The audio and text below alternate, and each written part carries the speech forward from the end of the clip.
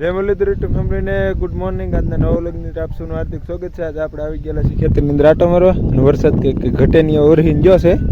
આપણે કે વરસાદ વેર્યો નહીં કે ઉતારી ન કે કારણ કે ઉતારતા એમાં રહી ગયો.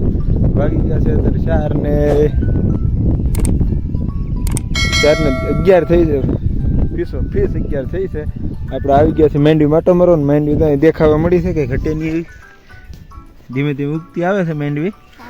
હવે તમે આગળ કન્ટિન્યુ આપણે આગળ જઈએ અને હાલો કાનભાઈ આપણે હારે છીએ.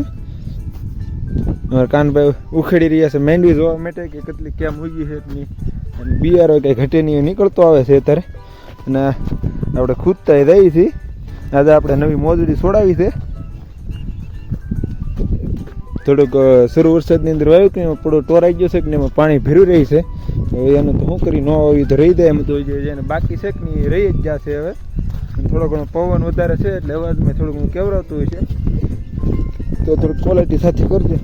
અને આમ જોઈ લો માંડવી ફોટા આવે છે ને વરસાદ ધીમે ધીમે આવે છે. આપણે વ્લોગ ફટકા પૂરો કરીને ઘરે આવવું હવે નગર ફુલાવી દે એવું લાગે છે.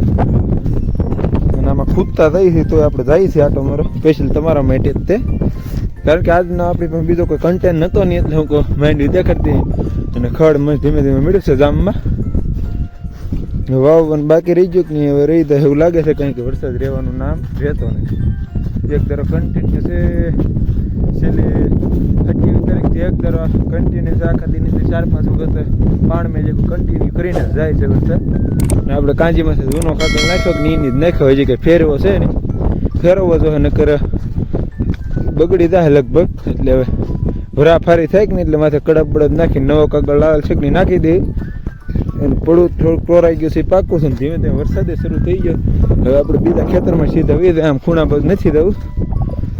કાંજી બીજી બધી રેડી 2 કાગળિયા છે એટલે એવો હરખી થઈ ગયેલી છે. પણ આ એટલો ખૂણો બાકી છે આમાં જે છુઈ કર્યું.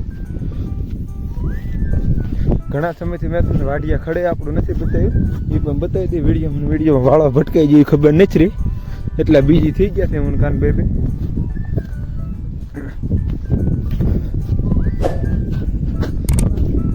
આજે અહીંયા વાવતા છે પણ વરસાદ આવી ગયો શેડ તો પૂજ્યો એવું લાગે છે.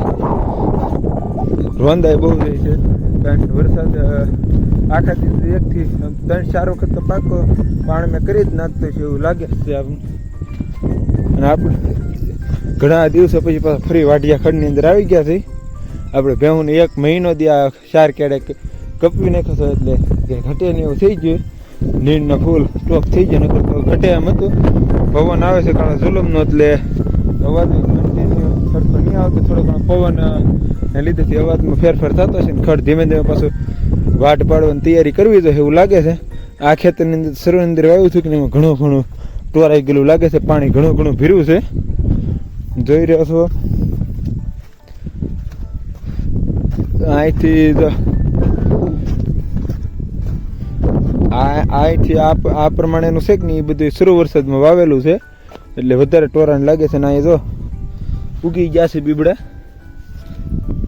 કોટા કાઢી નાખ્યા તો માથે પીડ્યા છે તો એ કોટા નીકળી જાય ને કોટા તો ધીમે ધીમે નીકળતા આવે છે. અમુક દાણા ફૂગને લઈ જતી મને એવું લાગે ખોટા પીડ્યા છે થોડું પાખું પડશે તો આ ફૂગના લીધેથી ખોટો પડી ગયો છે દાણા. અને હવે આજનો વ્લોગ હવે આપણે અહીંયા જ પૂરો કરીએ. આજનો વ્લોગ તમને ગમે તો લાઈક અને સબસ્ક્રાઈબ કરવાનું ભૂલશો નહીં. મળી આવતીકાલે નવો વ્લોગ છે ને તો જય હિન્દ જય ભારત.